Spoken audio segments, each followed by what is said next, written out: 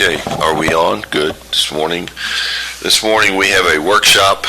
We will be going into workshop format at 8:30, and we have a list of department heads who will be coming before us and talking to us about various issues in their department. I'd like to certify that we have a quorum present today of the court and that we're beginning at 8:30. Let's stand for the pledge, please. I pledge allegiance to the flag of the United States of America and to the republic for which it stands, one nation under God, indivisible, with liberty and justice for all. Honor the Texas flag. I pledge allegiance to thee, Texas, one state under God, one and indivisible. Okay, thank you. Steve, you want to brief the court on the order, please? A little flipping around here in the schedule. We're starting with Lance, and then we'll have Ann's coming from the district clerk. The county clerk was scheduled. We've been trying to move us out there, but she's going to not come before us today. She's going to spend time with the ILA. Her budget, in her budget itself, the changes that she has are not huge. One of the things that she had requested in the collections budget was a new car, and she's actually getting an upgraded vehicle from Constable Balzer, so she doesn't have that they need for years. Okay. Good. No county attorney, and then you move everybody around where we're at. Yeah, so we're going to go after we get with Lance, and then the district clerk, then we'll go county attorney, Ag, and Tammy, and that will be it. So county clerk's not coming? The county attorney's not coming, I'm sorry. Okay, well, good morning, Lance. Thank you for being Judge, here. Commissioners. You're up. Yes, sir. Well, the only things we've asked for in our budget were $1,500 additional dollars to go out and purchase the CPR dummies and equipment, since I'm now CPR certified as an instructor, and start training personnel in the courthouse. We have to get the equipment first. So that was the only additional amount that I had as far as needing additional monies for budget. Everything else we have is covered, all our subscriptions to Marshall & Swift and MSDS Online, etc. The only thing that we're really asking for is a third person in risk management. We have taken on so many additional taskings and additional jobs to try to be proactive and get safety in the forefront. And if you look at the little spreadsheet I've handed you, Nueces County has roughly 1,300 employees and only 2 in the risk management department, giving us 650 employees per risk management person. If you look at several of the city and several similar counties, San Patricio is on there because they're close by, but most of the counties are running about 400 employees per risk management person. If we had a third person in our department, we would be down around that number, 433 employees per risk management person. We would be much better staffed. The other issue is eventually Martha will retire, and I want to take all that corporate knowledge and pass it on to somebody else who's there in the office. As you know, I'm going out. I've been doing the building valuations and surveys for the insurance, doing the Marshall & Swift. And I go out, I manage the MSDS Online database, the Tier 2 data reporting. I do the annual review of the MSDS database, make sure all the sheets are current, the old sheets are archived. I do the entire driver base and tracking. We have approximately 400 vehicles in the county. We follow up on all auto accidents, and we have a very aggressive defensive driving training program. So I'm also wanting to start doing CPR AED classes once we get the equipment, and start training personnel in the courthouse, a few per department, so that we can start getting people who really understand how the AEDs work. We haven't had to use one since I've been here, but we need to get people trained. I also got the Red Cross, and I can cover this in my budget this year, is going to give us 6 additional instructors. They're going to train 6 of our personnel as instructors so I can spread them out through the larger departments. And then as long as we have a cache of equipment, anybody can check that out and do classes for their department. So, and I've got them to give us half price for training those 6 instructors. So, I've also been working more with TAC. As you know, I got another trip back up there in August on what's working in our county and what we need to improve on. And so, I'm also got the duties as the alternate EMC and the alternate ADA coordinator. So, I'm getting kind of spread thin with all the additional things that I'm doing on top of the fact that I've got to keep the county safe We don't want to be dealing with workers after they're hurt and coming out with lessons learned. We want to be proactive. But my biggest concern is getting that corporate knowledge that Martha has for 20-something years and pass that on to a senior clerk who then can move over to her position once she retires. But somebody can't learn that spot, Judge, in 2 or 3 months. They need to be there with her for some time. So it would allow us to get somebody trained up. It would allow us to have some defense in depth. If one of us is out, sick, vacation, travel, we're definitely undermanned to begin with. So we're looking at the fact that senior clerk, roughly with salary and expenses around $38,000 a year. Okay, I think it's a minor cost for the benefits we get long term. TAC really doesn't understand why we're a 2-person department. These counties here, TAC got most of them for me. I called a couple counties and asked, but like Bell County has 3, Jefferson has 3, Williamson has 4. The counties that are 13 to 1,600 are running 3 to 4 personnel. So I talked to Michael Shannon and Ernest Galindo and the personnel up at TAC when I was up there in June, and they think that we need additional defense in depth.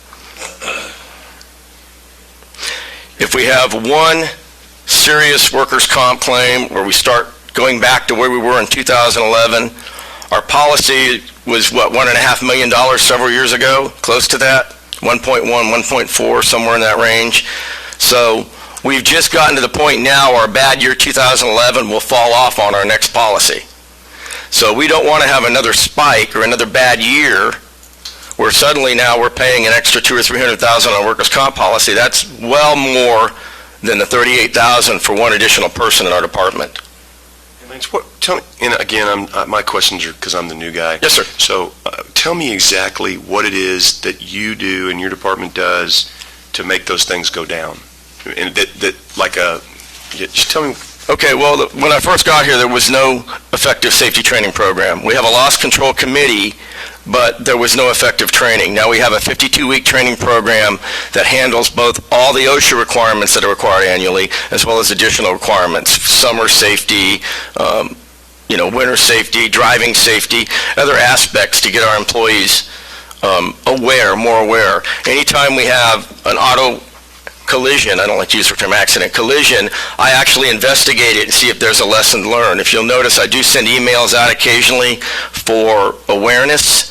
This week happens to be Lightning Safety Week. I sent out an email to everybody on that. Most people don't think about it, but we're trying to push. Our safety program, commissioners, built on 3 pillars. Safety at work is obvious, and we want a proactive safety program. We don't want to be reacting to people getting hurt. But I've also been pushing safety off of work.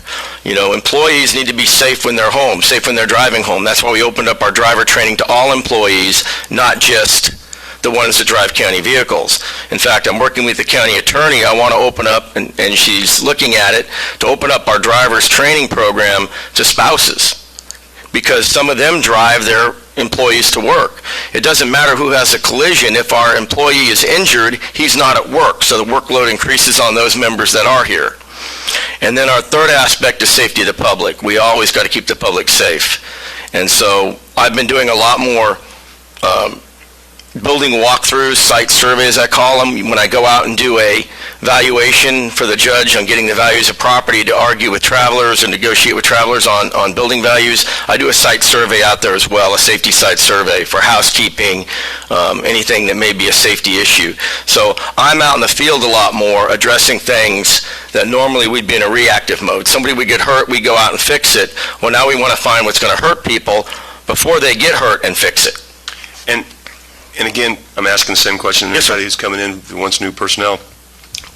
Is there a way that you can outsource this kind of thing in regards to, do you have to have a person here, or can you are there ways through other entities, governmental entities, to outsource this kind of service that No, sir. you're asking for?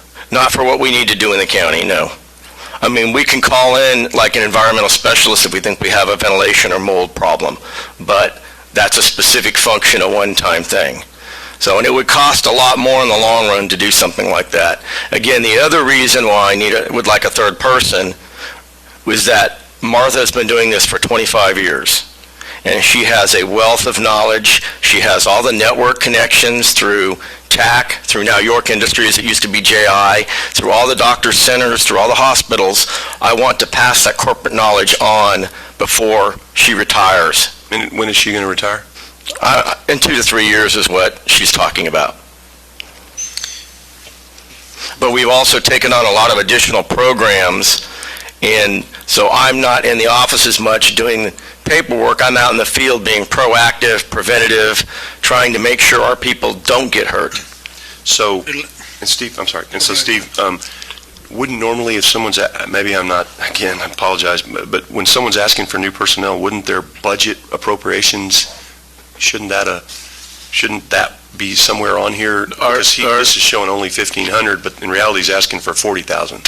Yeah, our process is we don't have them automatically put those in there. You see those areas are grayed out, the areas in the personnel, and so the process that the auditor has used for, well, as long as we've been doing it, we put in the numbers once the court has approved a new position, so they have additional sheets for the additional personnel if they want overtime, any of the costs, the labor cost things that they're asking for, they put on the separate sheet. And when we work in budget, we'll go through each of those, we summarize up and take a look at, and the court will make some decisions on what they want to do with additional personnel. So what we're looking at we look at a base, we look at the base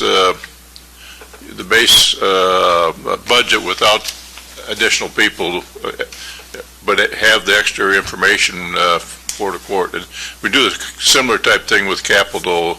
If they need new printers, new cabinets, new whatever, we just don't put it automatic in there, because those are decisions that we kind of bring to the court and let them take a look at it as a whole and work on it. So we'll go like when we do this in a regular meeting, we'll go through each department, and then we'll have all the information. We'll have their front sheet that'll just say, like this one only says plus 1,500, but then they'll have supplemental data to say, well, what they're really asking for is 40,000 more a year. Yeah, we have a summary sheet where, yes, exactly. We'll put everything together when we we'll be in a workshop again, when we work a workshop on here, and we'll bring to the court, for these general items that are on, what you see on here, Dale and I and staff will come back with a proposed recommendation for the day-to-day stuff. Okay. In other words, so we don't sit there and go down line item for line item with the court on each item's on their agenda, but the big things like additional people, additional equipment stuff, that, we have another list that we look at that. We also have a summary sheet that shows the complete, as you say, the complete request that they have, including across the board, their operating budget people. So. And so and you just said the word recommendation, like, and again, I'm changing gears here. When I was at the city, the staff would come always with a recommendation. We will come with a recommendation or just a summary? Yes, okay. We'll come with a summary sheet that has all the personnel requested reclassifications, all the new positions, and you'll agree with some and you won't agree with others. I mean, yes. It's not a simple, here's everybody's deal, and we recommend it. Come with a recommendation, and again, I apologize for asking these questions. No, that's fine. What you get. Sorry, Lance, I didn't mean to interrupt you. No, we filled out the additional personnel request form. Yeah, it's right there. It's on this.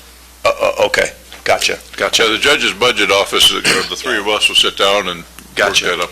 You'll get because the Constitution says I have to present. No, I got you. I'll Okay. present the budget. The court says yes, no, I don't like it. But what I have, what you have, friends, on your screen right now, that's the additional personnel request form. Gotcha. And so No, he's I read it all. I just didn't understand. I just didn't understand the front page not having the back page stuff on it. Now I do. Thank you. Okay. Also, there is some other situations where, like Steve was saying, where we do our salaries. But for example, he is requesting additional staff. But if we go through, because we have continuance pay that we calculate, we do reclassifications or recertifications pay that we address, and then at this time, I'm looking at our schedule. I know Lance is due for a continuance increase, which is 2.5%. So he didn't know that to put that numbers in here.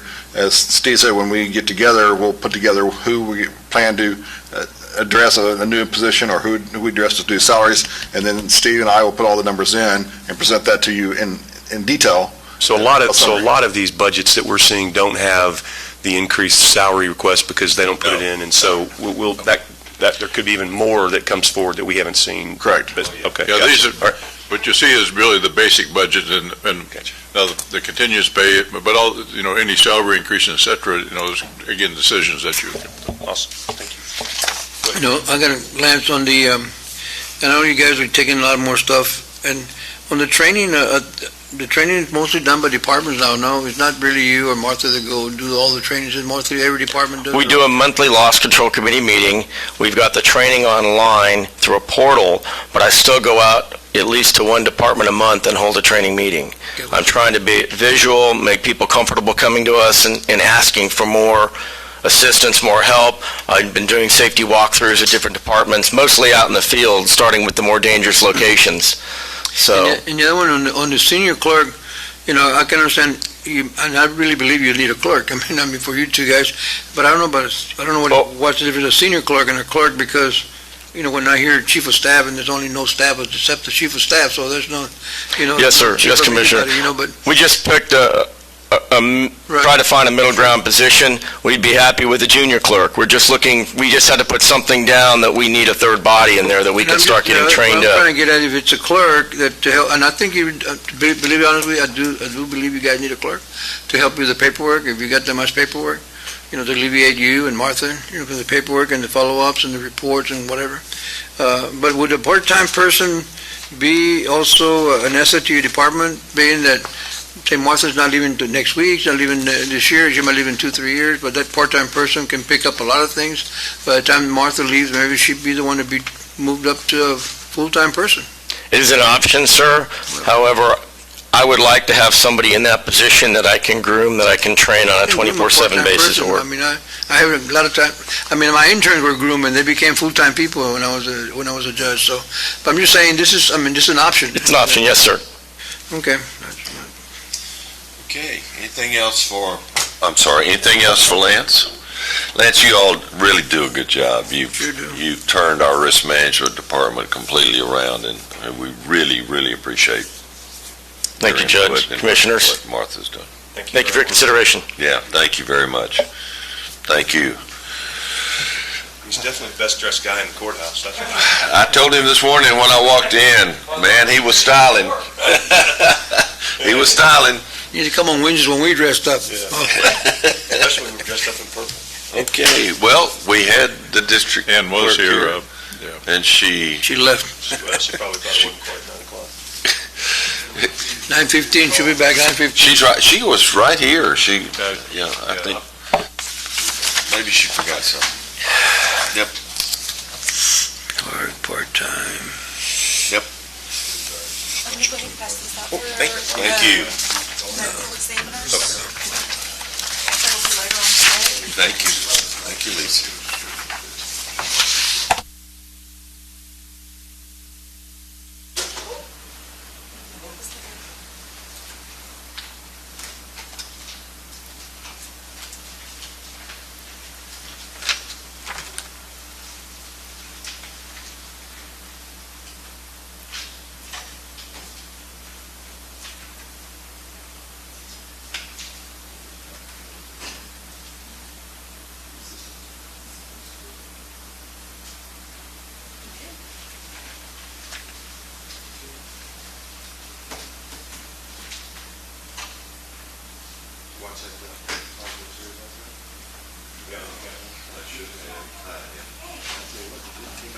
They did.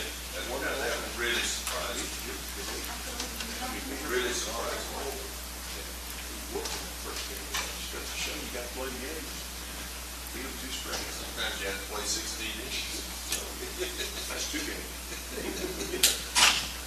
You have for the price of one.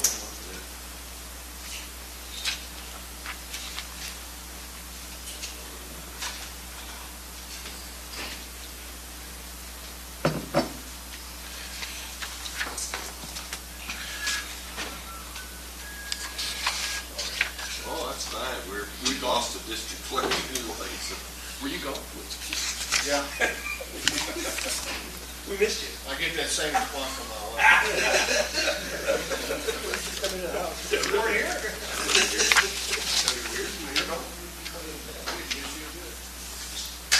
Show me the credit card.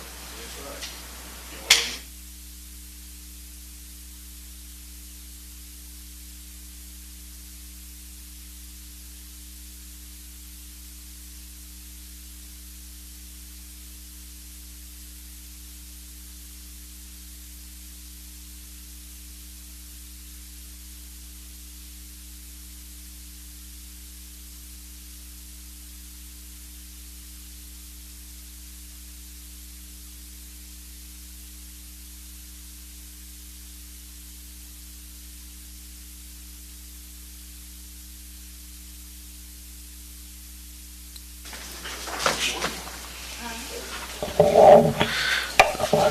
Good morning.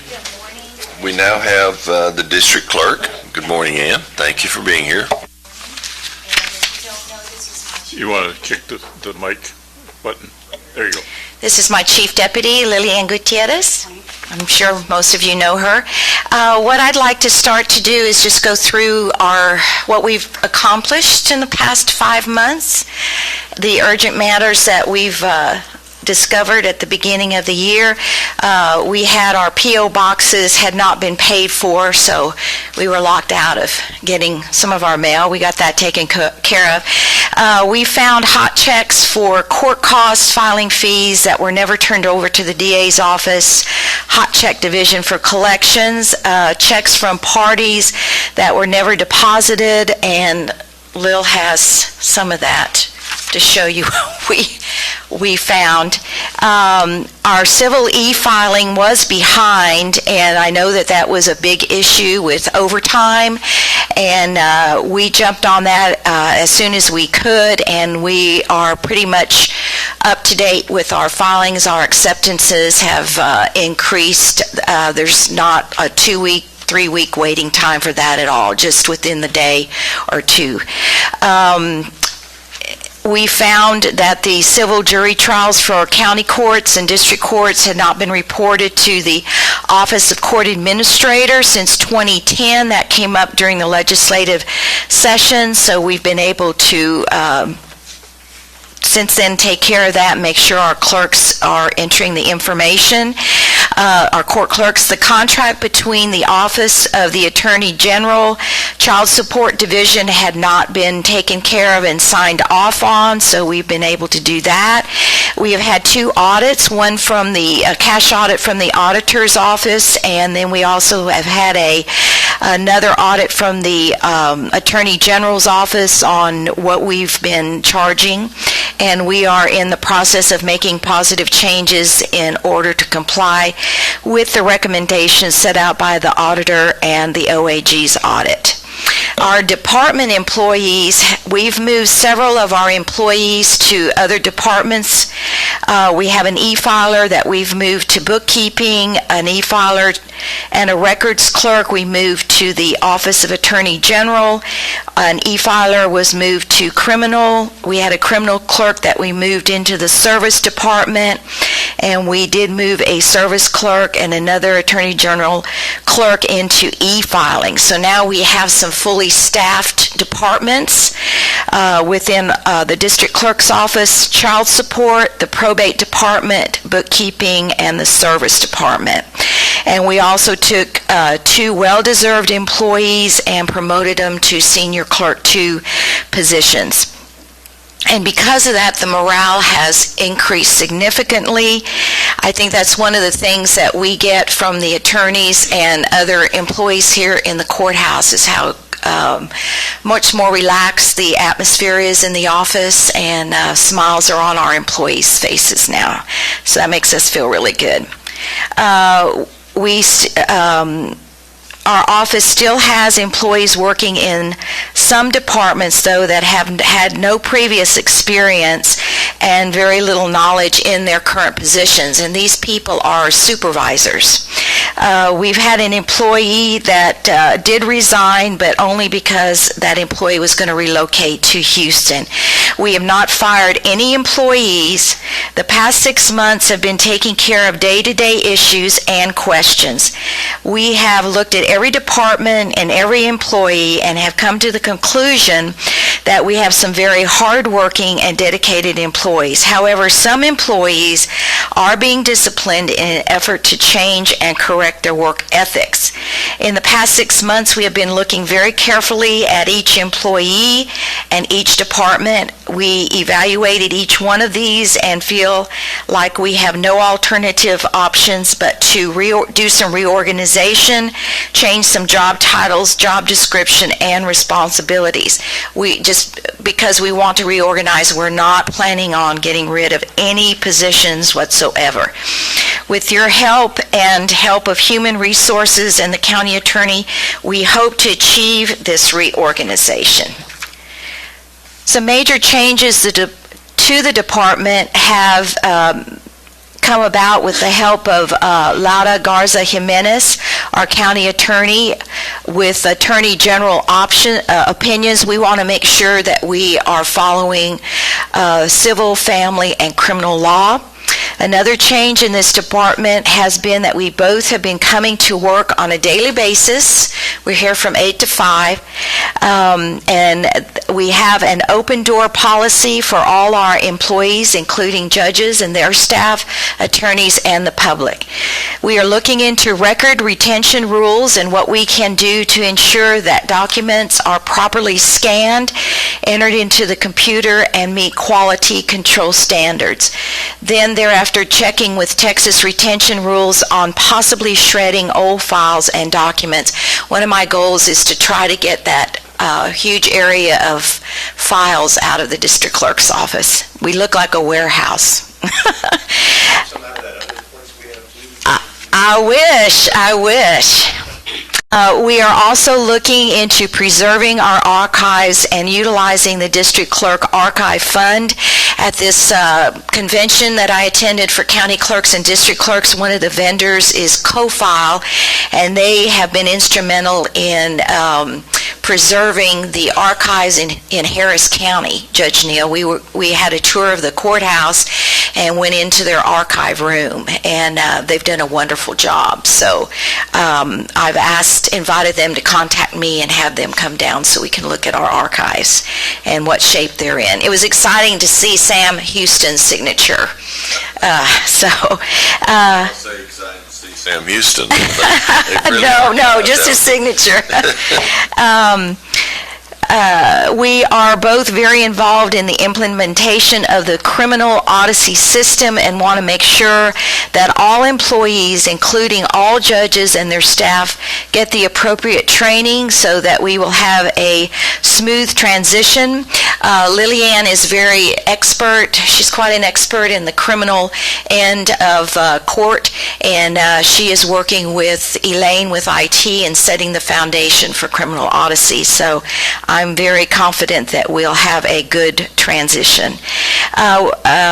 We are also involved in the committee to bring full positive changes to the Nueces County jury management system. Thank you, Commissioner Pusley, for spearheading that. We both have attended several Texas Clerk Association conferences.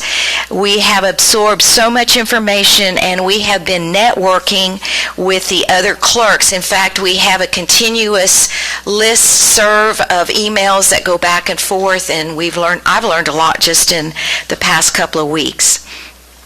Our request is that you're going to see in the budgets that we need the necessary equipment for our current employees, computers, monitors, scanners, telephones, and new chairs.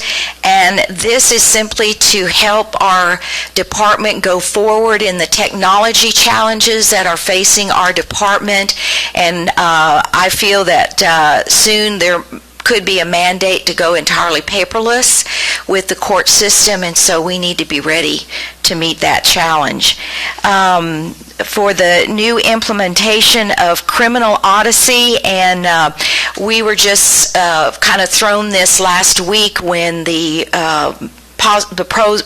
proposed rules for criminal e-filing came down to us, and So we may come back and ask for additional employees for the criminal section, for the scanning and for the implementation of the criminal odyssey. The proposed rules are out there for us to take a look at and give our comments to by August of 2015. And for our new jury management department, which currently my secretary has stepped up to take on the challenge of the day-to-day operations. I was always there to assist her, and now, since I'm in the district clerk's office, she has really stepped up and taken on the challenge of that. But we are looking into implementing online impaneling, and we are working with Tarrant County, who has already done that with the same software that we have. And I know that they have 51 courts and they have quite a bit of staff to assist, but we're going to have to step up and at least what I'm proposing is I'm proposing a full-time position, but I'm willing to take one of the full-time positions that are still open in my office and transfer it into that department. But we can start with we could probably use a part-time or another full-time position as we get into the implementation of that online impaneling. So we may come back for that as well. You don't have that extra position in your packet here. No, we don't, because So, if we're going to consider it, you need to give us something to update, so. we'll have to do that because we were just informed of that and made aware of that need just within the last 2 weeks. So we will be doing that.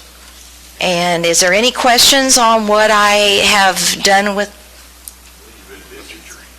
You've been very busy. Okay.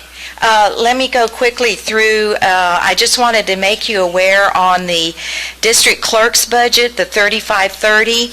We also have a department called child support. And what I decided to do with that department was incorporate it into the district clerk's office and do away with it, because I may be signing about 15, 20 child support checks a month. The majority of the child support checks are sent out via Austin, via the AG in Austin. The child support checks that I'm still signing are have occurred before that law was instituted, where the child support comes out of Austin. So we're still obligated to sign those child support checks until the minor turns 18, and that's done with. So we can use that child support division had an employee in it, and the previous administration was using her as a rover for the clerk. So we've transferred that in, and all of the monies as well, to assist us in our day-to-day operations. So if there's any increases, some of the increases that you see is as a result of closing out our desire to close out the child support division. I've also asked for some increase in training and travel. We've got supervisors that were placed in those positions that never had the experience of the department that they oversee, and so I want to make sure that they get the adequate training that they need to lead that department. And so I'm requesting some increase in that way. Also, in discussing things with Dale, because of the judges putting the jury management system into the district clerk's department when I became the district clerk, we are asking that you let us have it as a department 3510, have it be its own department within the district clerk's office. And so I have the package here and my request for what I feel. A lot of this is simply transitioning from the court administrator's budget. All that related to jury is being transmitted into my department 3510, the Jury Management Department. I'm also requesting that my secretary is going to be in charge of that department, so I am requesting that she receive comparable jury pay for her position as head of that department.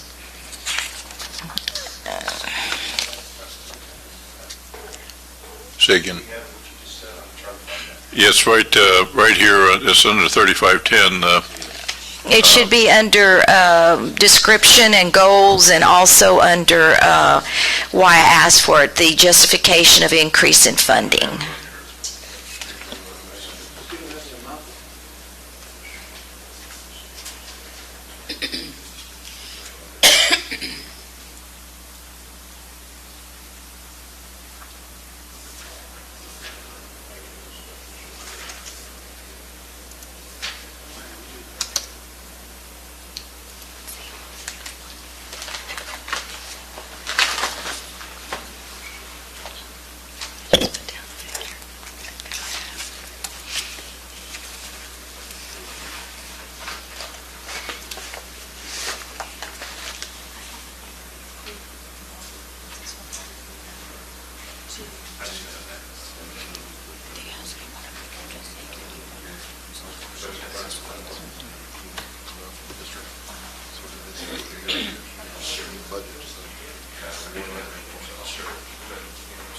That's okay, that's okay. I have a question on Yes, sir. the travel, on the training. So really what you're asking is $11,000. Is training the same thing as travel, I believe, no? Because you have to go somewhere to get trained, right? Well, under the professional services, that takes care of registration for What do you have- these. What do you have right now for professional services? I think it was 6. Right now, she only has She has 3,000, and she has, 3,000 in the district clerk's she asked me office. for 7,000 more, so it'll be 10,000. But then you're asking also for 7,000 for travel. I'm a little confused here.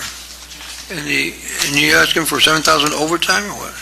No. The travel would be any airline tickets or hotel rooms or meals or anything like that, Commissioner. On here, 5125 salaries overtime, 7,000. Well, the overtime,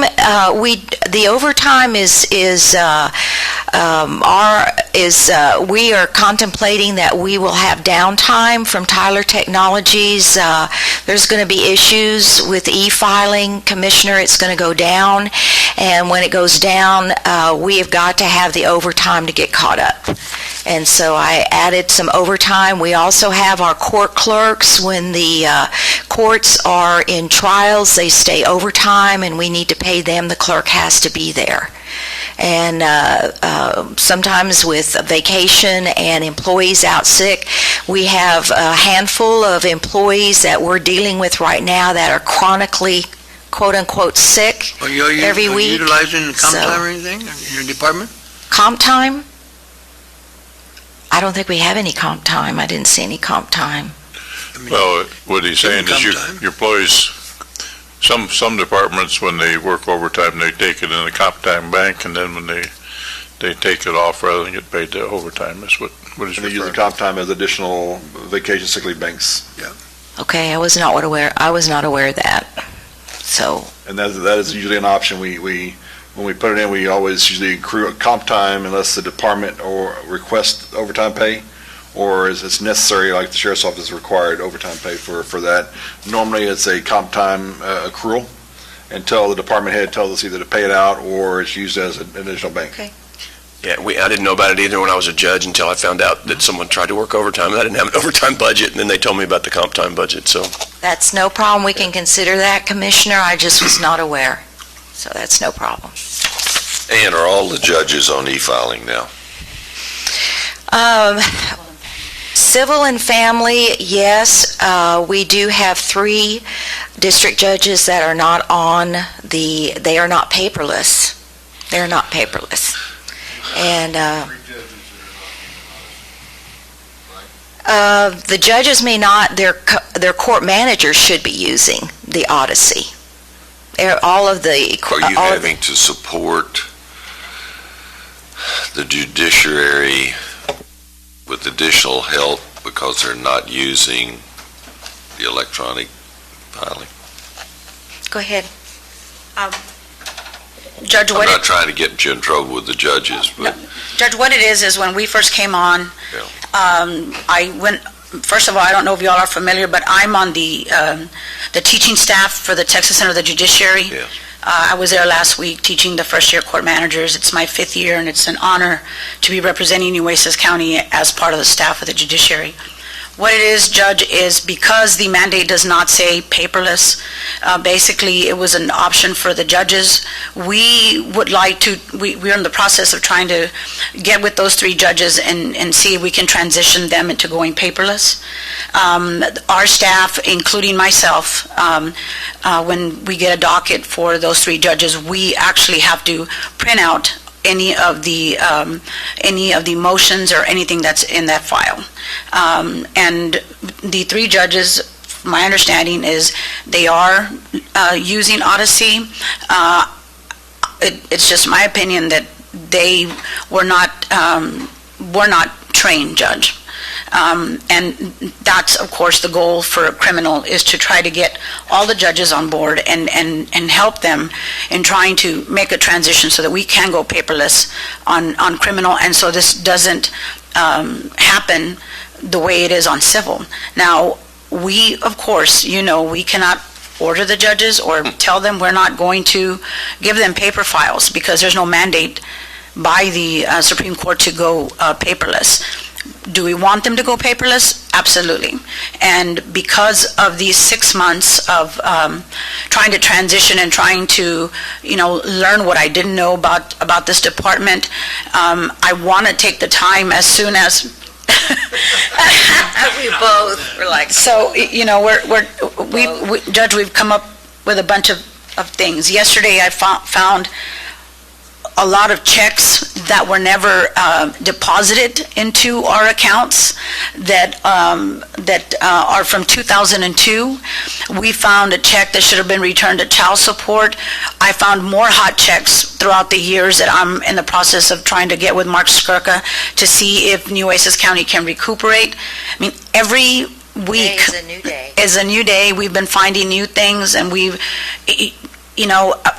it's just, we just want to make a positive change for that department. And of course, I want to work with the 3 judges and, try to work with them and see if I can get them to agree to go paperless on the Wait. civil side. it would seem to me that Nueces County needs to be paperless. I agree, Judge. And it would seem to me that I don't know that we can do anything to encourage the judiciary to join the 21st century. I'm not one to speak, but we definitely need to try to move the courts, because the next level of this is all going to be paperless, and it's just got to happen. I agree, From the Judge. standpoint of manpower and cost and efficiency and everything else, so. And there's no doubt that in a couple of years, we will get a mandate for the entire state of Texas to go paperless. We've already got the proposed orders for criminal, for e-filing. Hidalgo County is going to be the very first county to go live for e-filing with criminal. And do we want to be on that same movement? Absolutely. But again, I understand. we're really trying, Judge. And I sympathize with you guys, what you're going through, but you're not just the 3 judges dealing with it. Believe me, all the other judges, the JP judges are the same way. They find checks. Every time they do an audit, they Yes. find checks. Yes, that's So correct. That's just why it's important to do that. But don't feel bad that you finding checks right now. I mean, our auditor finds that every time they do an audit, they go and find checks that are 8 years old and 10 years old, and, but. Still doesn't make it right. No. It doesn't make it right, Judge. You're absolutely correct. That's why I support the fact that you're right. We need to Yeah, go into, doesn't make it to right. the new system. Everybody should be in the same page, And from the very get-go, we told the judges, that we want to work with them. we have an open door policy. Whatever they need, they'll call us. Okay. But I do want to meet with the judges this summer and talk to them. Good. Before the summer's over to see what we can do to help them. Well, offering to help train is, we really appreciate what you all are doing there. We were able to go to the Tyler Technology Conference this year, and we met our team, and I'm very, very impressed. They want to do whatever they can to move us. I mean, e-filing is just a part. There's other things that can go along that can really, really make the court system so efficient. And I just think the encouragement that I saw and heard from so many of the clerks was, once the judges started seeing how great it was, from a couple of judges that went ahead and did it, then they got on board. And I just wanted to add, I've just heard what remarkable things y'all have done in your short tenure there, and I really appreciate the efforts that you guys have made there, and I've just heard nothing but positive things coming out of your office, Thank and I think you need to hear that. Also, I just want to thank you and Judge Watts and Commissioner Pusley for taking the lead on this jury online stuff. That's a big deal to me. I as a former judge, I could never figure out why we couldn't get that done. I think that's such a positive thing, so thank you for your efforts. I know you're overloaded trying to do what you're doing, but we really appreciate all that you've done, and we're just thrilled that you're there, and you've got a great chief deputy, if that's the right term. I never know what do. everybody's titles are around here, and she certainly knows her way around the courthouse, and I know has been and will continue to be a great asset to you, so we appreciate everything you're working She gets to through. handle Don't the get burned majority out. so I can learn my job. Yeah, absolutely. Well, we thank you for your presentation and for what you're doing, and You're welcome. we'll work upstairs too and see if we can encourage compliance, and moving the needle a little bit. Thank you. I just Thank want to echo what Commissioner Chesney said. You guys inherited a department that was pretty much broken from top to bottom, and it wasn't because of the staff there, it was because of the lack of leadership, and I want to thank you for diving in head first. I know it's not been easy, and you got a lot on your plate, and I also appreciate your willingness to work with us on the online impaneling deal, which ultimately will save not only money for the county, but also the aggravation of, we got some numbers from Dale, and it's amazing. 82% of the people who are coming down here for jury duty every week are staying one day and going home. And that's just because of the way we do our process. So anything we can do to make that better is going to be better for you and your department and everybody else, and not to mention the constituents who are coming down here every Monday and not happy about having to be here anyway. And so, but I know you guys have got an uphill battle, and you got a lot to go, and we appreciate the diligence that you're taking in this. So thank you very, very much. Well, we're a team. Thank you. Thank you.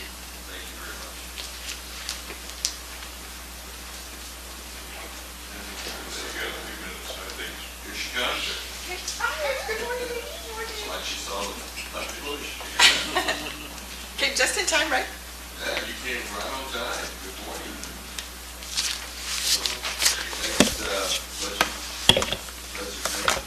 Is our county attorney, and good morning, Laura, and thank you for being here a little early. We appreciate that very much.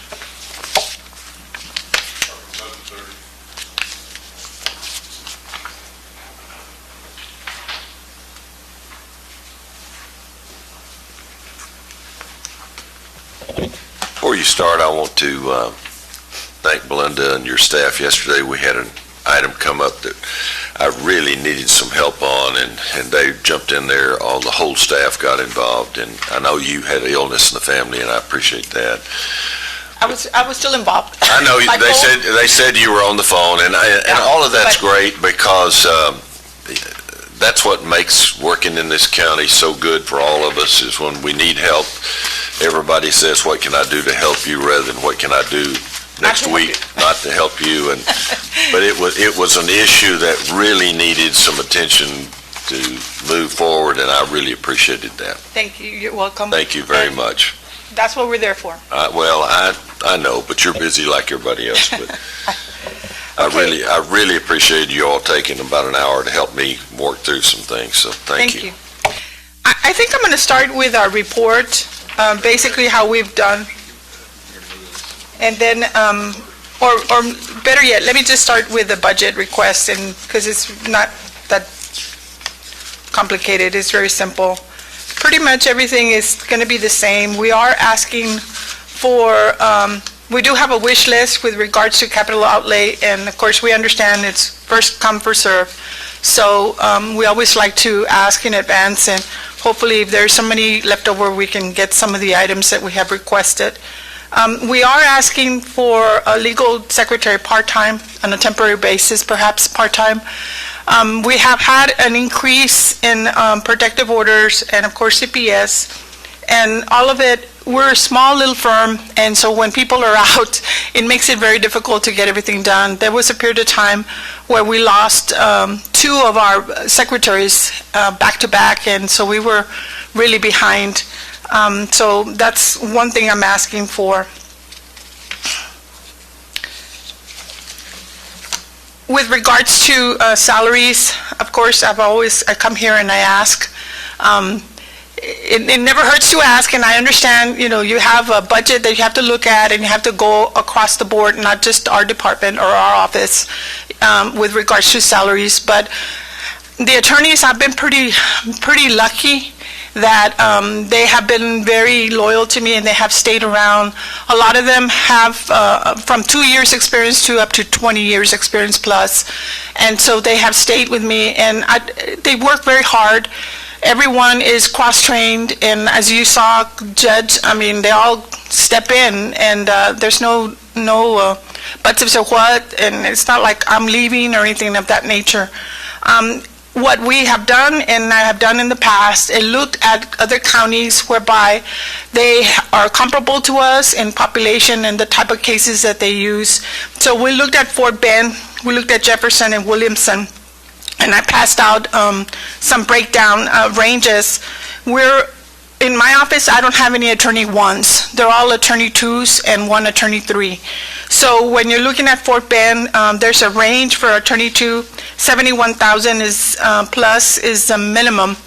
And in the pages that I gave you with regards to how the pay is right now, the pay for us in an attorney 2 position is 56 plus. So, at a minimum, the attorney 2 is higher in Fort Bend. In Jefferson County, it also is higher. That's the entry level.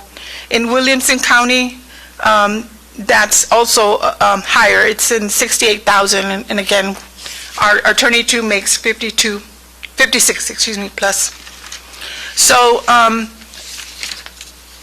I would ask that you consider the possibility of at least doing it to the minimum, and more specifically to the minimum of these amounts, which would be, I guess, either 60,000 or 68,000. That would be the range. So Laura, could we add a third column to this comparison and see where your staff is at compared to these? Yes, and I provided the Or 2 do you have pages. that in here somewhere? Yeah, I gave it to you. Did you get one, Commissioner? Is that This one. it? Okay, Yes. okay, that's it. Yes. I'm sorry. I've identified it, Okay. and I apologize, I didn't put a So A bracket the one there. you have highlighted in yellow, that's your staff person? correct. That's the attorney 2. Like I said, I don't have any attorney 1s, and that's the minimum that my attorneys make. And all of these minimums are higher for these particular counties. Okay. And again, I didn't bring in the city because obviously the city is very different, and I wanted to compare apples to apples, not apples to oranges. So that's why I just looked at other counties. That's a good comparison. I think on the proposal, just a minute, I think I put the ranges of your staff, you know what they are now and what they would be with the increase, so I think Joe we did that, right? We broke it down? Yeah, so. Now I'm just going to give you a report, basically, of how our office is doing and, the amount of work that we do. But going back to the salaries, I do want to point out that I do have offsets in my department or my office. Specifically, the attorney 3 is being paid by the hospital district. For CPS cases, we do get a portion of it. They have a formula. The formula is basically half, but it's not really half. But it's something. It's in terms of the employees and in terms of equipment, all of that. We get some monies back on that. We do. From the we do state? handle the. I'm sorry. From the state, or do you Yeah, get the that state. from the state? Okay. We do also do collections for bond forfeitures, both for the county level and the state level. And for 2014, for the counties, we received over 90,000. And for the district courts, we received over 18,000. And all of that goes directly to the general fund, so we don't see it. In addition to that, I do receive supplemental monies from the state, and in the amount of 70,000, and I use half of that for salary employees, and of course I have included that letter that outlines how I give the supplements, and it's a little bit, it's not a lot, but something is something the way I look at it.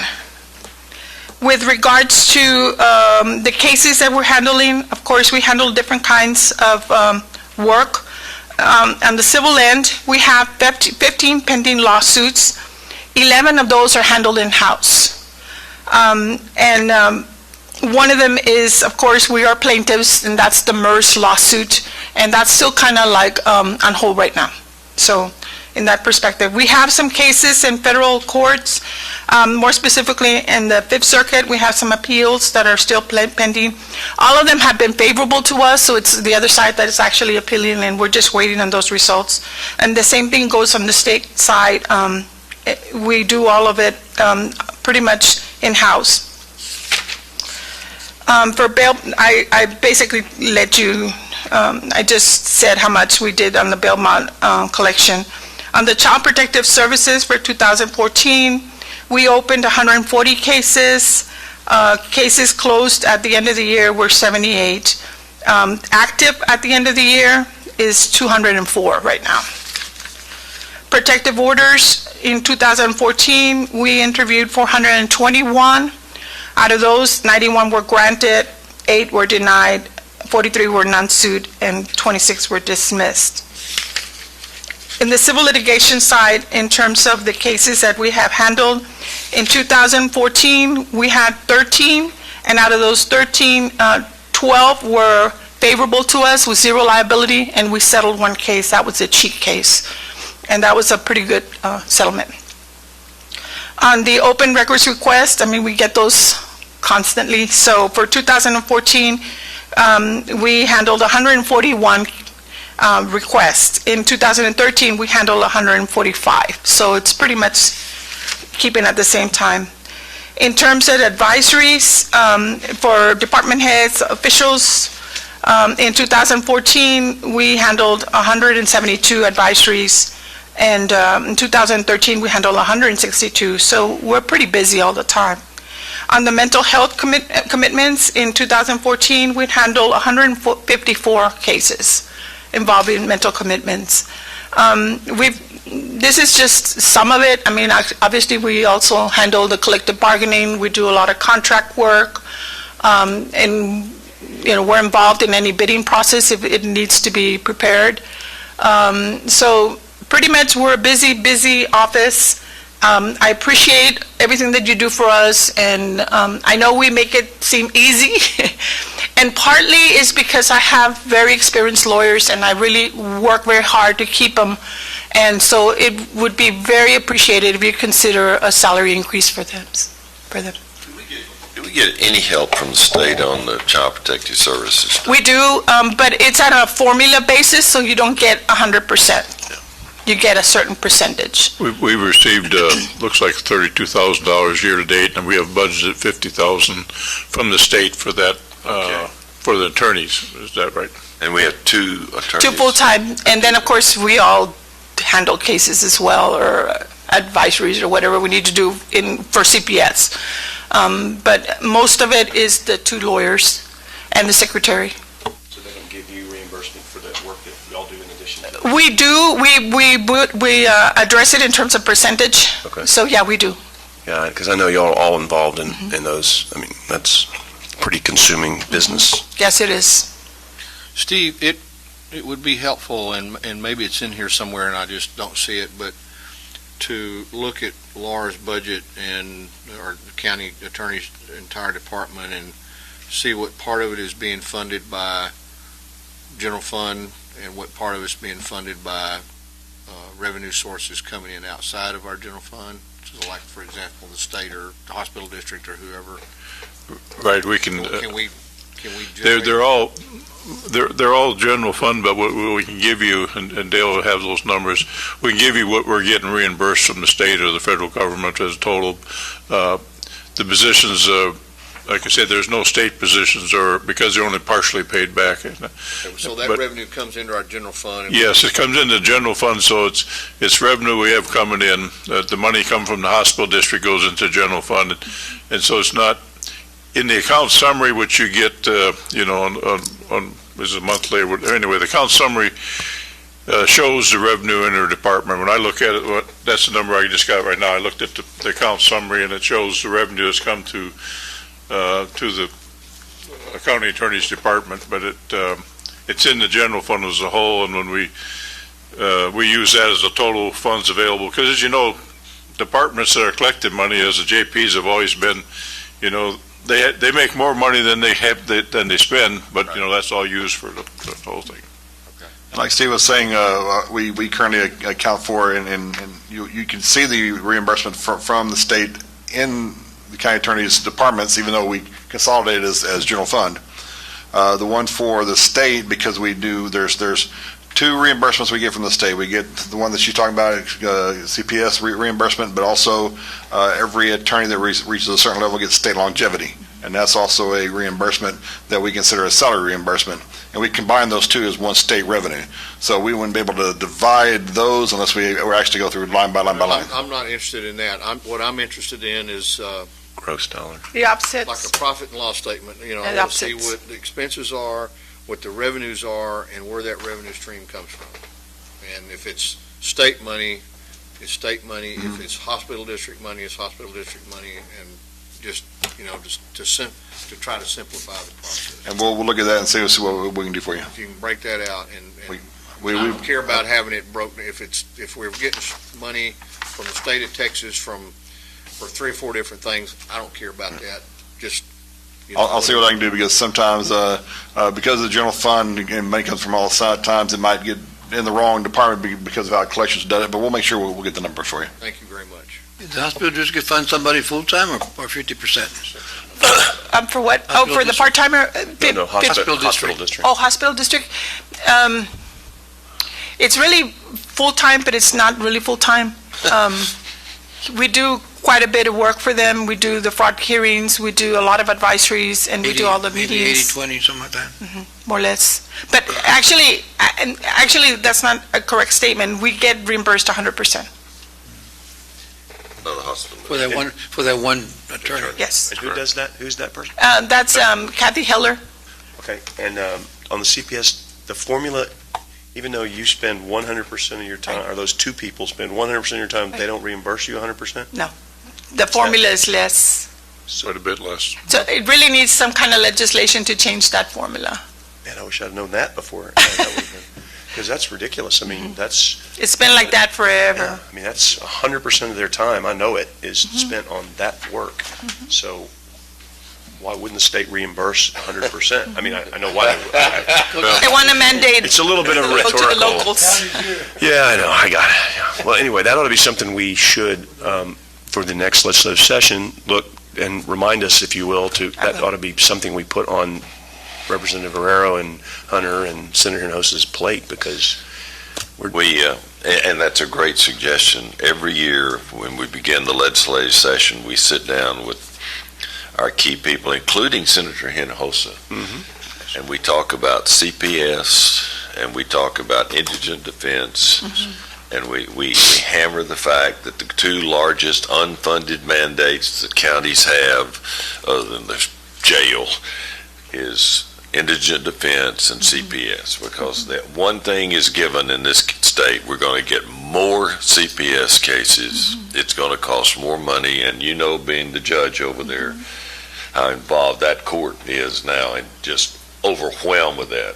And Judge it's even McCoy was worse, just it's even worse in the last week. valley. Yeah, it's Judge even worse in McCoy the was valley. just in last week and said the cases this year are just eating him up over there. Yeah, he said they've had more removals than Right, so- before. But we try, and every year we get the promise, yeah, we're going to look at that. And every year we come right back where we are today and say, we get 17% reimbursement on edge of defense and probably less than that on the other. But And the other one, we Judge, is take it, but it's a huge unfunded mandate. since you've been here, we've seen in the juvenile department, Yeah. the state taking money away, That's right. not big chunks, but every year they keep Yeah, they took, Whittling away. they took a big chunk this year. Anyone have any other questions for the county attorney? Laura, we appreciate all you do. How many attorneys do you have? We have 11, including myself, 11. but we have one vacancy right now. Yeah, I know, but you have 11. Small little firm. We operate with the DA's office and your office, two of the largest attorney firms in Nueces County, don't we? But mine is still small. Yeah. All right, thank you. All righty, thank you. Thank you very much.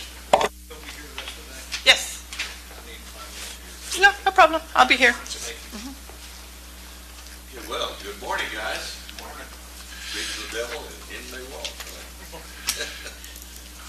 If you're ready to go, we'll accept you being a little early, and we'd love to hear from Ag this morning. Let us hear from you.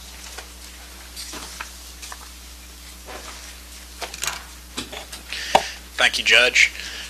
I just wanted to mention a couple of things in regards to our budget. We have just really some minimal requests. However, I noticed in a couple of the previous budgets, there was a decrease in our travel whenever we had some vacancies. I guess it looked like maybe we didn't need those funds, and certainly the last couple of months we've been vacancies in two positions, and so some of our travel may look like we don't need it, but whenever we do have those positions filled, we are using those funds, and last year whenever we had a full house, we did exceed our travel, and so y'all were good enough to restore those funds in the fuel and travel line items. So we do request that y'all maintain those funding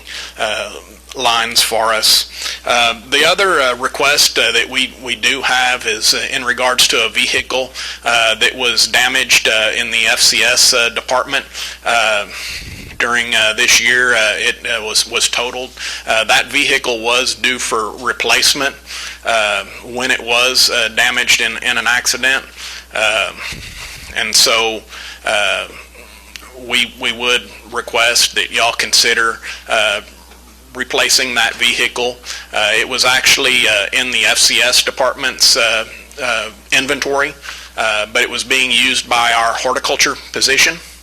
And we would appreciate it if you would consider transferring that vehicle into the agricultural department and replacing that vehicle. The horticulture agent typically travels about 10,000 miles a year whenever whenever that position is full.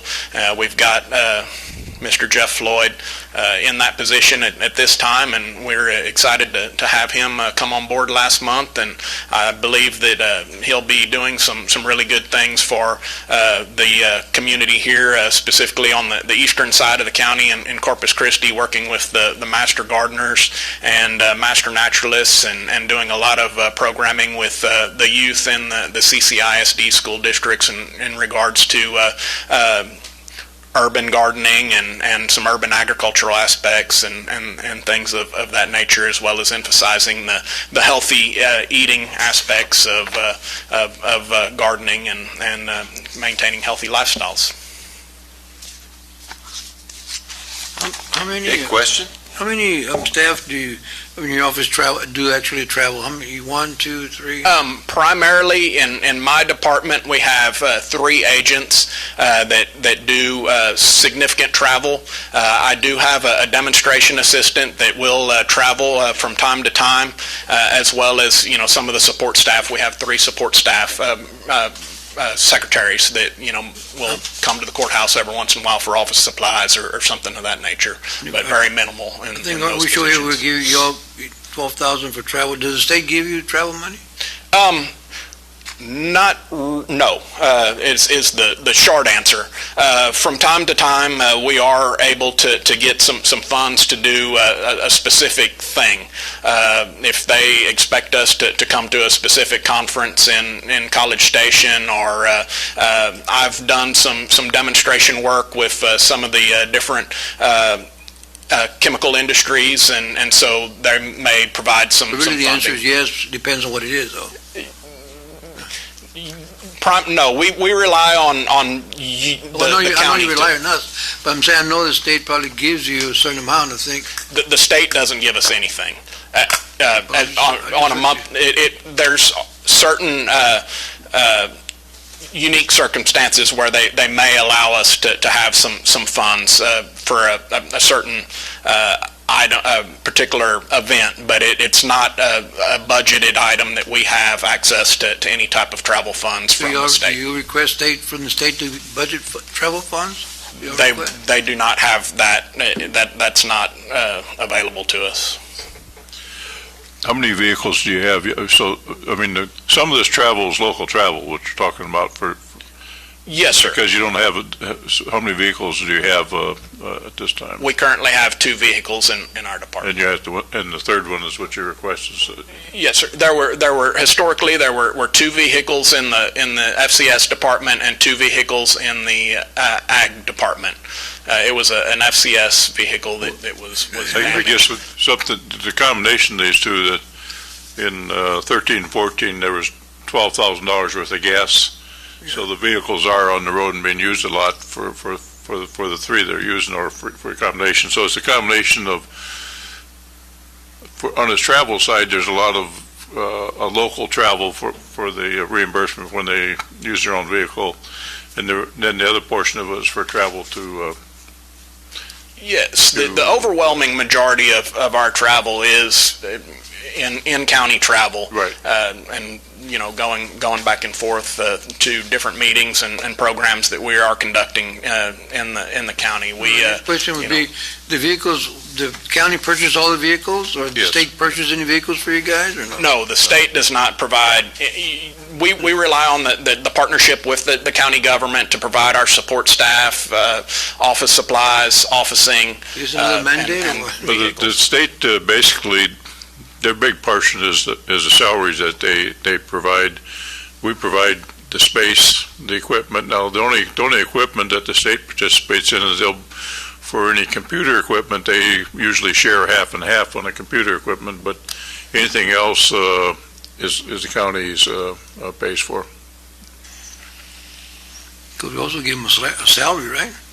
Huh? We also provide them salary? Well, we provide a salary supplement to the agents. We pay full-time to the secretary staff, but the agents, the bulk of the salary comes from the state. We just do a supplement.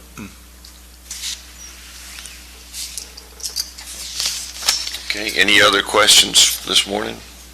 It's good to see you guys.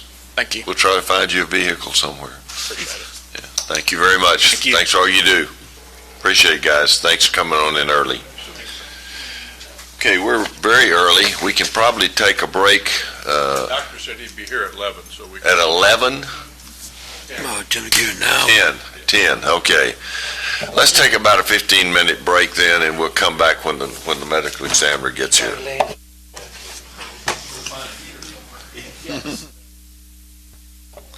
Okay, it's 5 after 10. We're going to go back into regular session. We'd like to welcome the medical examiner today. Good morning, doctor. Good morning. I left a copy of the statistics.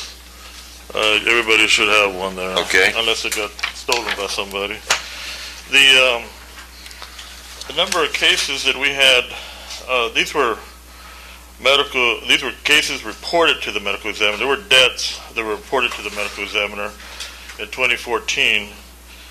For the calendar year, it was 2450.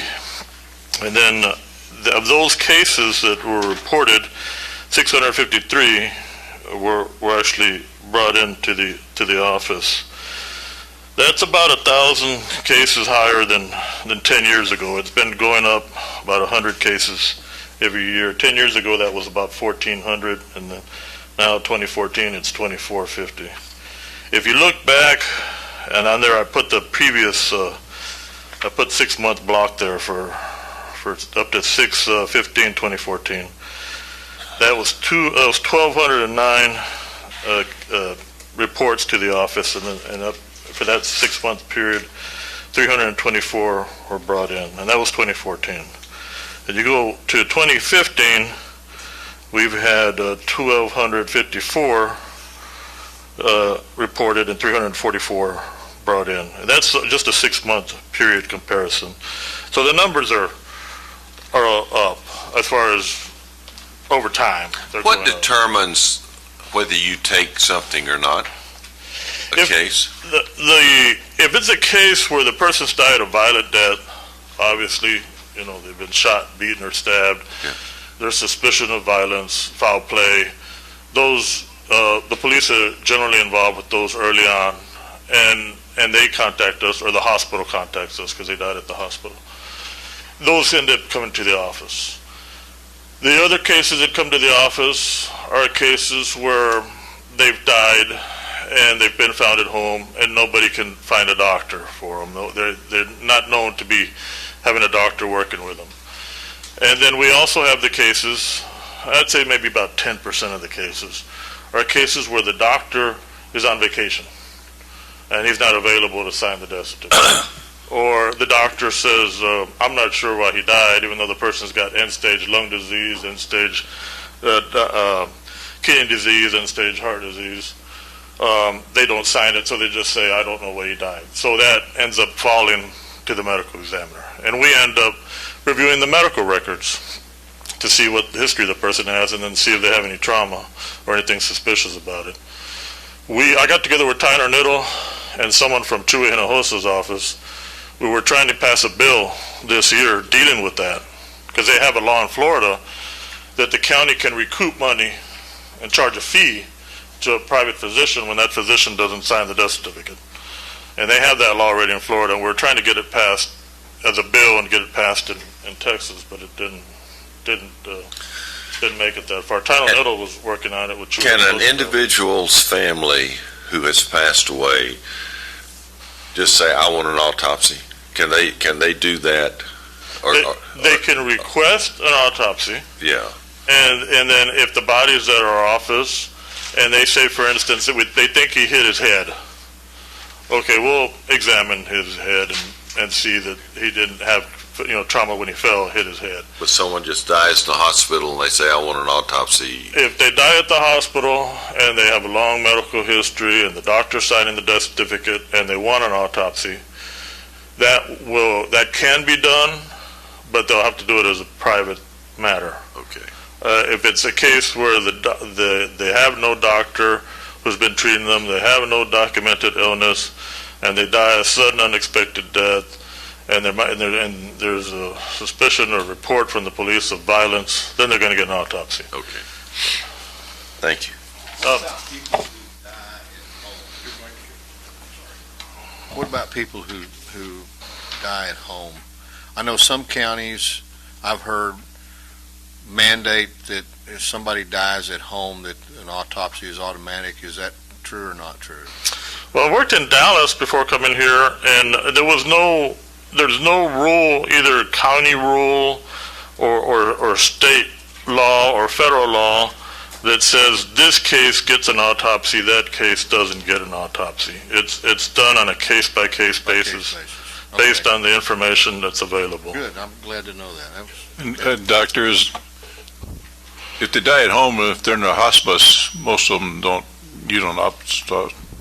The office is notified of the death, and they're notified that it's hospice, and that the doctor who's treating them for that end-stage disease is signing the death certificate. But just because they die at hospice, or at home, that doesn't make it a medical examiner case or not. It depends on the circumstances surrounding the death. Another question? Who gets involved? You know, sometimes there's a different scenarios that can take place. The office is going through our inspection process, and I gave you a copy in the booklet. It's the inspection and accreditation checklist, and this was approved in 2009. It's still in effect. It's got over 300 items in there. The inspectors come in the first week of August. I thought it was a DOJ report. It's there's different items that they're going to come in to look at. Even though some of the items in there we outsource toxicology. We don't do drug testing in-house. That goes to an accredited toxicology lab that's accredited by the peer review group in toxicology.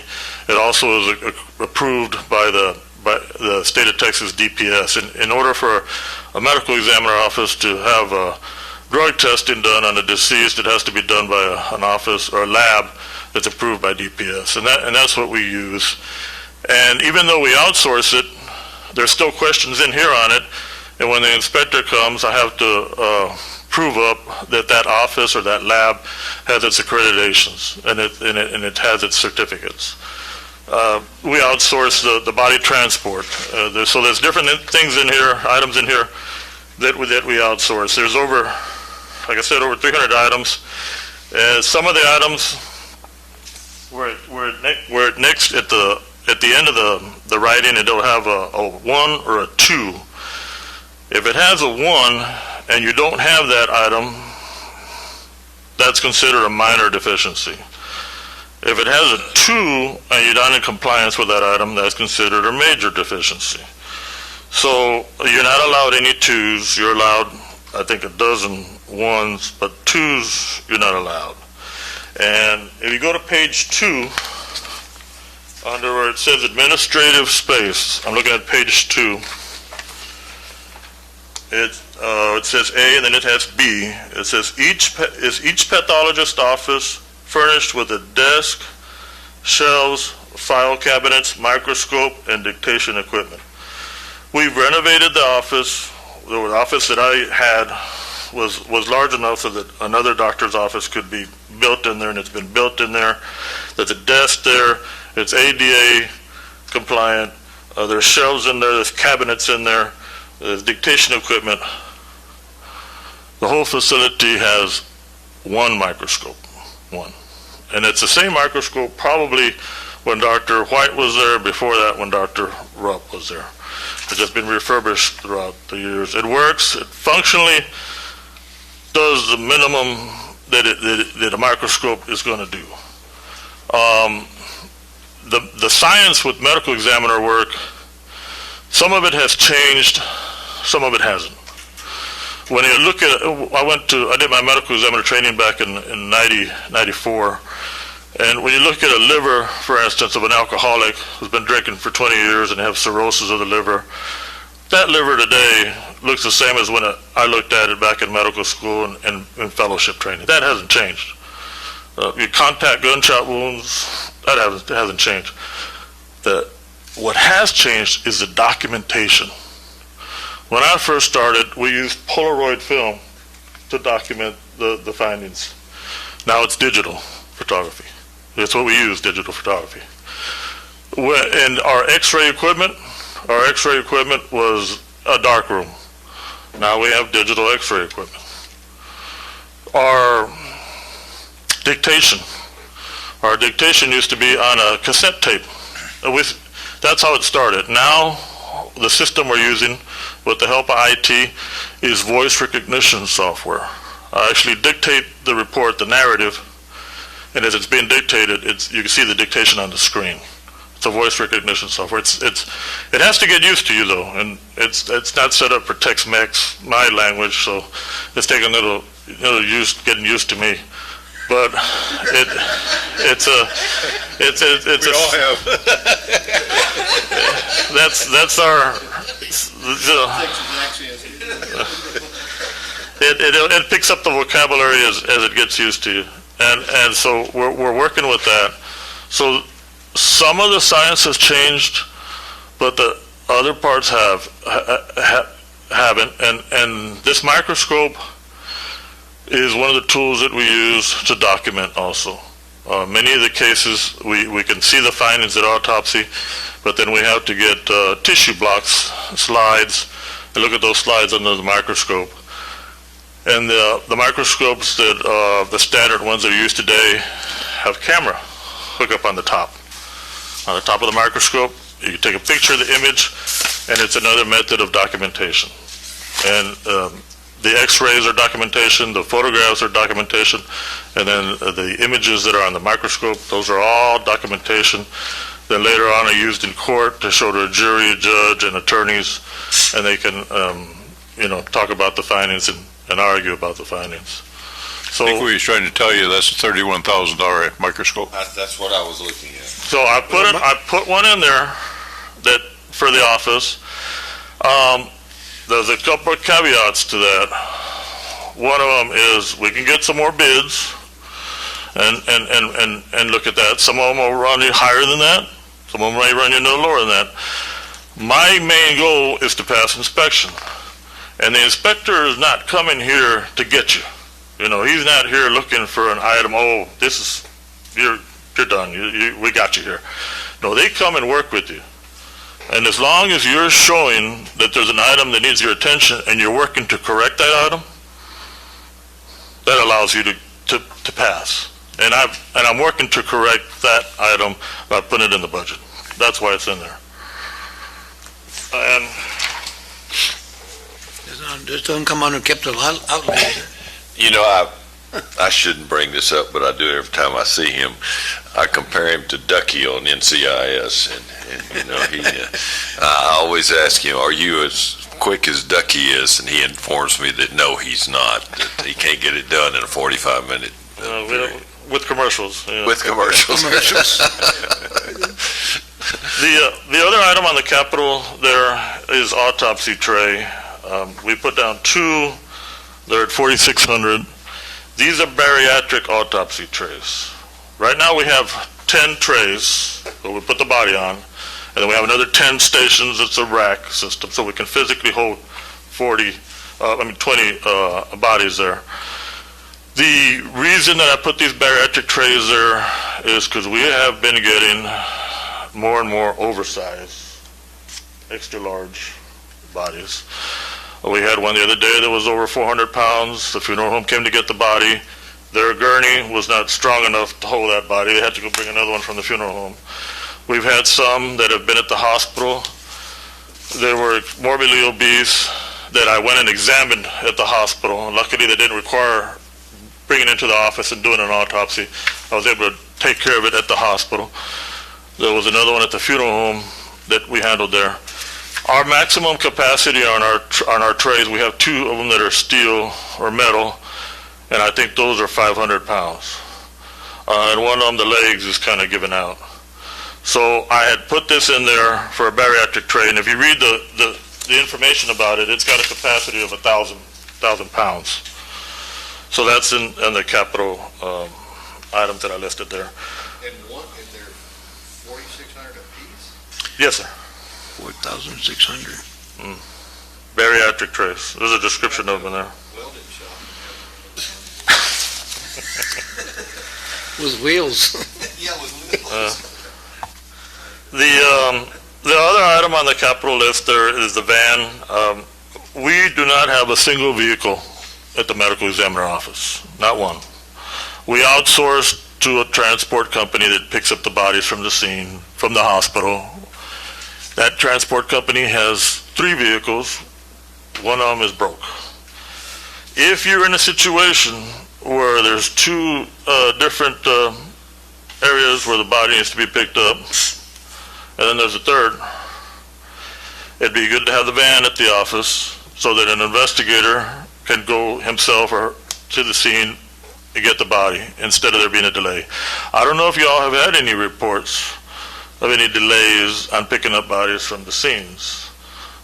None that you have to report. I don't think we have, But can you move that body without the medical examiner certifying that they're dead? Can the EMS just pick that body up and take it in without medical examiner saying, As a last resort, you might be able to get the people that work in that EMS business, and I think that's something to talk to Delgado about, I guess. But I'm not, they're either in their policy or their rules or something. It may not, okay, so it may have a conflict with it. Okay. But a mass fatality type thing, yeah, maybe. that's what And I that was would really be, worried in a about. mass fatality situation, that would probably be up to you to give them the right, Okay. or, the ability to do it. But I'm just talking about a perfect storm thing where you have a case here, another case here, No, and I their understand vans. what you're saying. Pro- My question was related to a mass fatality, because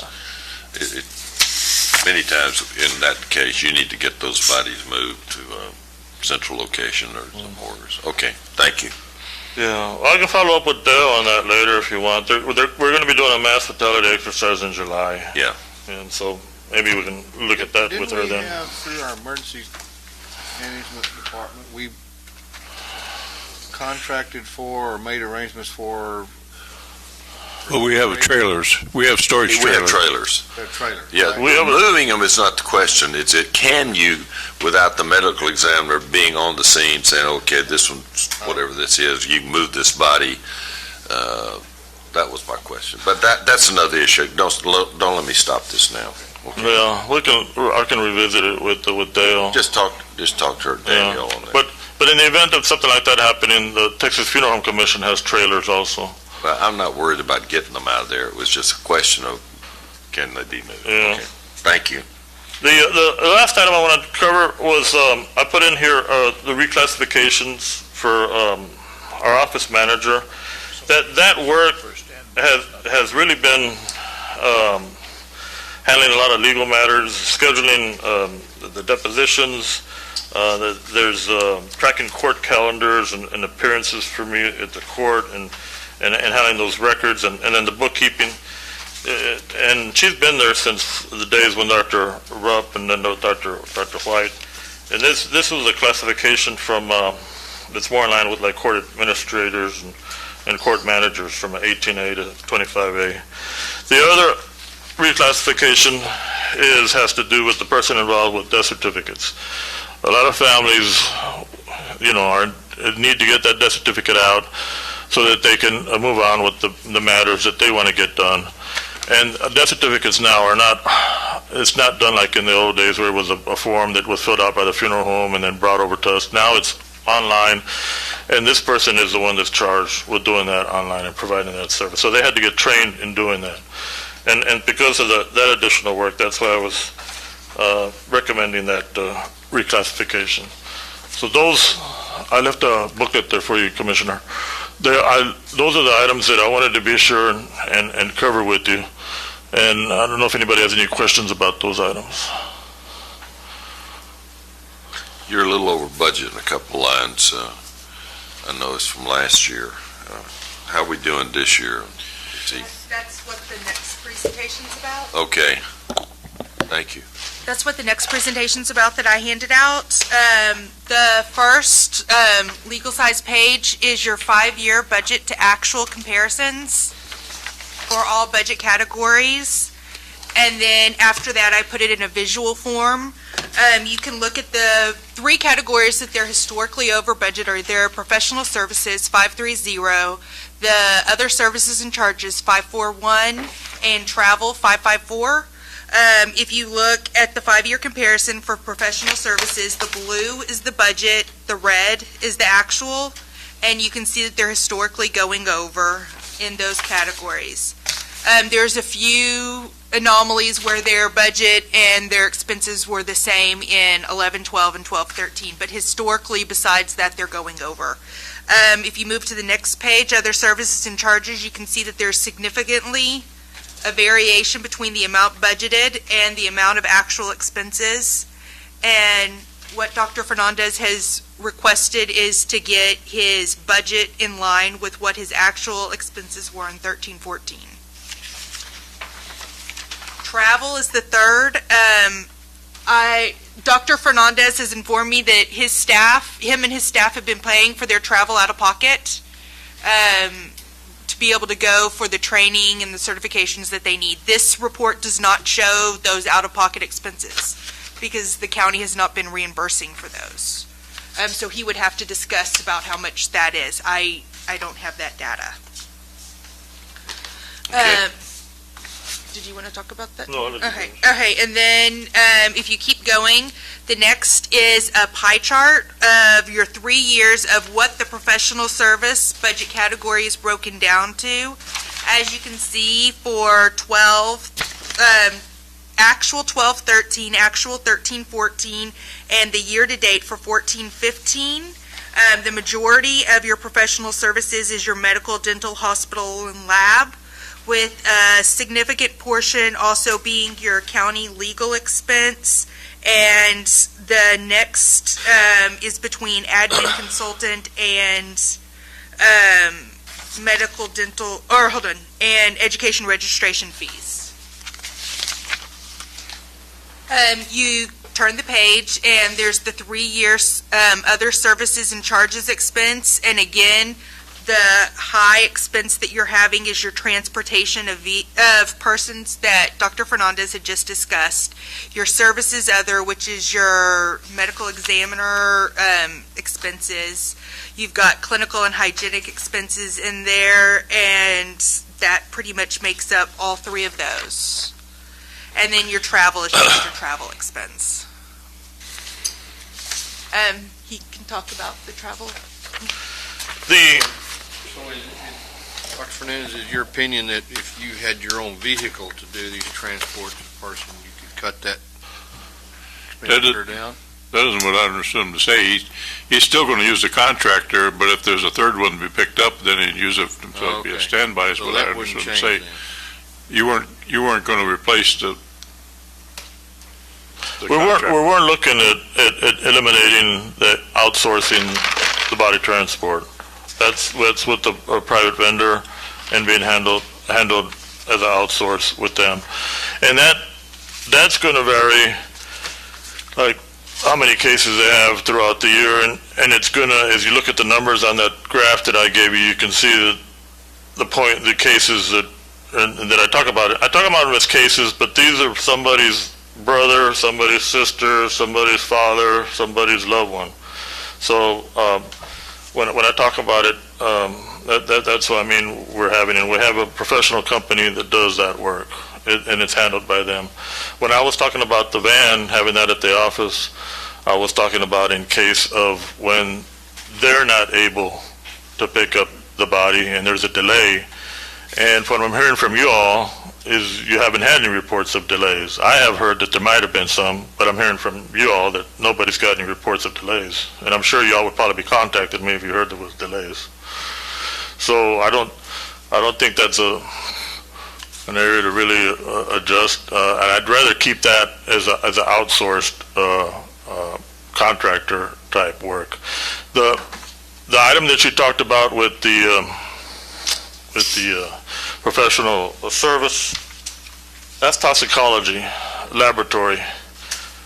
Before I started, the office probably spent maybe $20,000 a year on toxicology, and that was done by a kit that was purchased and used in the office. And our investigator was also doing alcohol testing with equipment that probably wasn't validated and accredited years ago. Now it's done by an accredited lab, and it has to be done by a lab that's approved by DPS.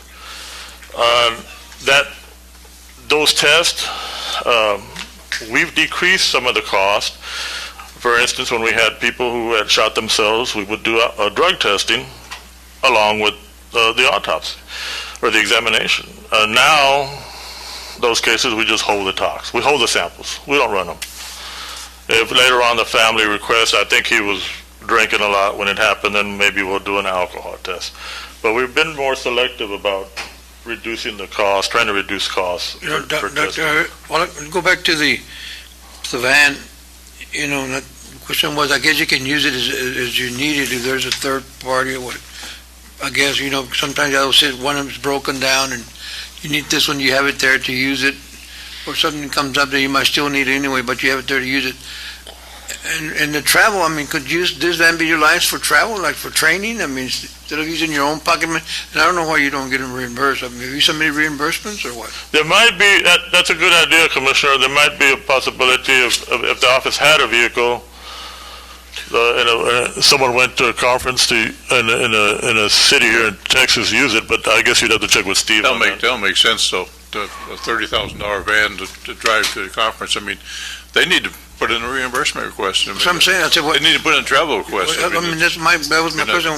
First I've heard of it. If you submitted it, how come you don't submit your reimbursement? And if you take a look at the chart there, over the years, back to that travel chart, the big spike in where they were behind in 13, 14, that's all because we paid to move the new medical examiner down there. That cost wasn't because of local travel or travel to training, so. Well, that's what I'm saying, because The history of travel has not been there to justify the level when you go there, and if he doesn't ask for reimbursement, there's no history, and so. Because 9,000 is a lot for travel, but I'm just saying, if there's a need for a van, or whatever, because you're gonna use it for bodies, it's gonna be, but if you got somebody doing it on contract basis and they want them broke down, so maybe they need to get it fixed, so you can continue providing the services, I don't know. They have three That's the vehicles. contract, the Yeah. contractor. Right. Sure, that's what I'm saying, when it's with pressure on that, or, We all haven't heard anything about it, so I'm not going to push it. But as far as back to the drug testing goes, that has changed. The lab has to be an accredited lab, it has to be approved by DPS. And now, when I first started, it was alcohol, cocaine, heroin, methamphetamine. Now you got bath salts and synthetic marijuana to deal with. And there's so many different synthetic marijuanas out there. There's 4 cases that we're working on right now that synthetic marijuana either contributed to the death or caused the death. We're still working them up. So there's so many of them that the lab cannot test for them all. One of the tricks that they're doing is if a deceased is found and they think he abused synthetic marijuana and they find it, they're testing the packet of synthetic marijuana to see what's in it and then going and testing the biologic sample from the body, because there's just so many of them. And not all the packets of synthetic marijuana have the same product in it because it's not regulated. So this is costly testing.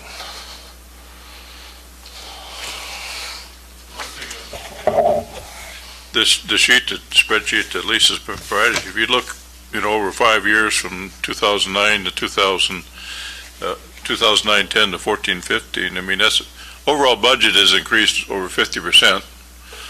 The salaries and staffing has increased over 100% from that period of time. So the court is continue to add, and part of it, a lot of it has been because of the accreditation and maintaining it. And this doesn't include the money for the new equipment, the money for redoing the remodeling of the place over there. And so, when we budget, every year there's an increase in there, and we still try to keep it lean, and because it just grows regardless. But Well, I think the important thing is equipment. That for sure we got to have it. What's the difference from last year to this year on body count? The diagram that I showed you. 10 years just from last year to this year. Well, every year there's at least Yeah, but I'm just on from last year to this year. What's the difference? Well, for 344 bodies and 324. We had 324 at this point in time last year, and now we're, or 344. We're probably over that counting the ones in the last few weeks. It's a blue column. So it'll be 300, I guess, the difference. 324 to 344. 20 bodies, Yeah. 20. And that's at just a half point in the year.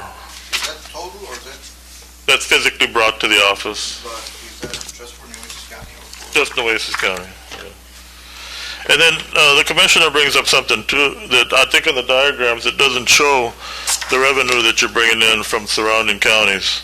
And we've had some, now that we maintain our accreditation, So we've been approached by some surrounding counties to see about bringing those cases here. And we can, and and then once we get the accreditation, we'll probably be looking at updating our fees also. The last one that was brought in was Atascosa County, I think. I think that was Atascosa, that's south of San Antonio. But the judge was talking earlier that people, from San Antonio still come down here. Any other questions to the doctor? We want to thank you. We are very, very fortunate in Nueces County to have someone with your qualifications and your associate. So It's an honor to work here in my hometown. I know it is, and thank you. Thank you, Judge. For what you do. Thank you, sir. Thank you very much, Ray. Thank you very much. Okay, I think that's it for today. Now, that's all of the scheduled budget hearings that we have. We will now start, Dale and Steve and Teresa and I and Lisa will start putting numbers together, and as soon as we get our final appraised values on the 25th of July, then we'll be able to move very quickly with you guys, and August will be a very, very busy month. So, Judge, do you want us to make suggestions to you before you go, or are we going to do that out here? No, I think any suggestions you have, please get them to Steve. Anything Okay. you'd like to see us incorporate, please get that to Steve. Okay, and then I'm sorry, what is, You when got is mine, the, sir. I know. when is the budget, We start our workshop, we'll get, that's at the 25th of July. We get the final numbers, and then the first, next budget workshop will be like the 4th of August or some Monday. that's a workshop? Yeah, we'll have a Monday, Tuesday, the first week of August, we'll have a workshop, or Wednesday, we have a short meeting, and the following week,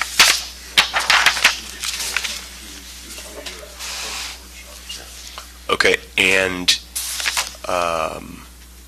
when will the final budget vote be? You may have sent that, I just don't think I've seen that, I don't know. Final budget will be adopted the first week, second week of September, September 17th. Yeah. Have you put something out that I just am not forgetting? Yeah. Court approved on it. Oh, okay, I'm sorry, I'll go look. Key one is I think about the third week in August, I don't have that right with me, but when the court has to. Set the rate. Set it to, not set the rate, but Yeah. recommend the rate. Right. Recommend the rate. If we are going to exceed the effective tax rate, if the court says that we're planning on doing it, then we have to make that decision, it has to be a court vote, and then we have to start doing the posting for the public hearing. So that's about the third week in August when the court has to do that. Okay, and I'm sorry, that, all these budget workshops are on the calendar that we've Yes, sir. approved? Yeah, Okay, they are. I just need to find that Yeah. then, thank you, sorry to bother you. Steve, Steve? if I schedule a vacation for September 19th, we'd be done by then? Yes, we're going to, yes, we will, Wednesday, I think it's about the 16th or 17th. Okay. And that's the date we have to adopt it. In fact, we have to do it by then to meet tax office's Requirements. requirements. So yes, the 11th is on a Friday, the 19th is actually, that must be Saturday. Yeah, it's 19th is a Saturday. Yeah, we will be done. Okay, cool. We have to, The date that when is the date that we actually adopt? The actual adoption date is going to be the 16th. The 16th of September. 16th of September. Can you just send me one of those calendars, because I don't have, for some reason, I don't have the budget workshops on my, everything scheduled out. Teresa's going to I'm sorry. go get the calendar and okay. printouts that we have. There were more, in the planning calendar, we had the dates in there, but this will give you the exact calendar to look at. I think I emailed it, but I don't know. When do we come with the tax, when do we come with the tax office comes also? 25th of July is when they're required to give us our numbers. That actually It's is a Sunday. falls on the weekend. Yeah. We're hoping We hope we'll get it on Friday. Friday, 23rd. We're probably going to get it on Monday. Commissioner, Lisa is an integral part of this. You all probably haven't met before, but you're going to see a lot of Lisa in the next 60 days with Dale, and she does a great job of helping us. So she's the person that does all Dale's really work, and Dale gets all the credit? Is that how it works, kind of? Okay. Be careful how you answer that, Lisa. Thank you, Judge. No way. Mr. Chesney, no way. We'll get those scheduled, and Teresa will get those to us. Once you start, there are certain things in the truth in taxation law. You have to do those things in accordance to the schedule, and August is just a busy month. August is a busy month. Appreciate everybody being here. Oscar, good to see you. Man, those elevators are too slow. Too slow? Did you come up on the one in the jail? Is that why it took so long? Stairs go too well. We're adjourned.